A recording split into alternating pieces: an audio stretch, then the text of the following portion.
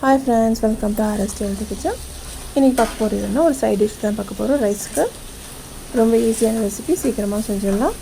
நூக்கலும் carrot வச்சிடலாம்னு பார்க்க போகிறோம். Skip பண்ணாமல் பாருங்கள், அப்போ தான் உங்களுக்கு புரியும். இதுக்கு நான் அடுப்பில் ஒரு கடாய் வச்சுட்டு 2 டேபிள் ஸ்பூன் எண்ணெய் சேர்த்துக்கிறேன். எண்ணெய் நல்லா காஞ்சதும் சோம்பு, பட்டை, லவங்கம் சேர்த்து நல்லா பொரியட்டும். நல்லா புரிஞ்சதும் நம்ம வாசனைக்கு கொஞ்சமாக கருவேப்பிலை சேர்த்துக்கலாம். இது நல்லா புரிஞ்சதும் ஒரு வெங்காயத்தை நான் சின்னதாக கட் பண்ணி அதையும் சேர்த்துட்டு நல்லா வதக்கிக்கோங்க. இது ஓரளவுக்கு வதங்கினதும் நம்ம இதுக்கு தேவையான அளவு உப்பு சேர்த்துக்கலாம்.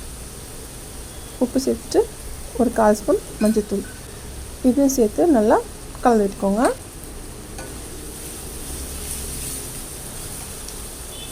நம்ம நூக்கலை குருமாக்கு தான் போடணும் இல்லை, இது மாதிரி நம்ம செஞ்சு சாப்பிட்டோம்னாலும் நல்லாயிருக்கும். ஒரு 1/2 ஸ்பூன் இஞ்சி பூண்டு பேஸ்ட்டு இதையும் சேர்த்து நல்லா வதக்கிக்கோங்க. வதக்கிட்டு ஒரு 1/4 ஸ்பூன் மிளகாய்த்தூள் சேர்த்துருக்கேன். சேர்த்து நல்லா கலந்து விட்டுக்கோங்க.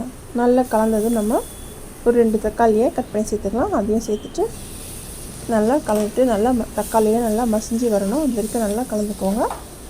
அது மசிக்கிறதுக்காக நான் ஒரு 5 நிமிஷம் மூடி வைக்கலாம்.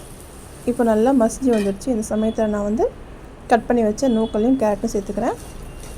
இதில் பீன்ஸ், காலிஃப்ளவர் எல்லாமே கூட சேர்க்கலாம், நல்லாயிருக்கும். நல்லா கலந்து விட்டுக்கோங்க. கலந்துட்டு இந்த காய் முழுகிற அளவுக்கு நம்ம தண்ணி சேர்த்து நல்லா வேக வைக்கலாம். அதுக்கு நான் ஒரு 1/2 கப் தண்ணி சேர்த்துருக்கேன். சேர்த்துட்டு இப்போ மூடி வச்சிடலாம்.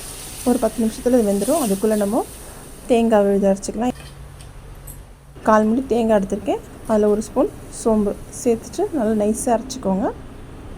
இப்போ இது நல்லா வந்துடுச்சு. காயில் நல்லா வெந்துடுச்சு. இந்த சமயத்தில் நம்ம அடுப்பை சிம்மில் வச்சுட்டு தேங்காய் விழுது இதில் சேர்த்துக்கலாம். சேர்த்துட்டு நல்லா கலந்து விட்டுக்கோங்க. நம்ம தேங்காய் சேர்த்ததும் ஒரு 2 நிமிஷம்லேயே கொதிச்சாலே போதும். அதுக்குள்ளே நம்ம ஆஃப் பண்ணிடணும்.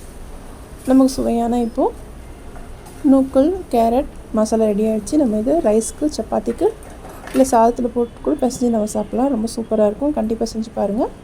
மறக்காமல் ஆர்எஸ்டி ஹெல்தி கிச்சனை சப்ஸ்கிரைப் பண்ணிக்கோங்க. பக்கத்தில் இருக்க பெல் ஐக்கனை கிளிக் பண்ணுங்கள். அதில் ஆல் ஆப்ஷன் இருக்கும். கிளிக் பண்ணால் தான் என்னோடய வீடியோஸ் உங்களுக்கு நோட்டிஃபிகேஷன் வரும். வீடியோ உங்களுக்கு பிடிச்சிருந்தா ஃப்ரெண்ட்ஸ் அண்ட் ஃபேமிலிக்கு ஷேர் பண்ணுங்கள். தேங்க்ஸ் ஃபார் வாட்சிங்.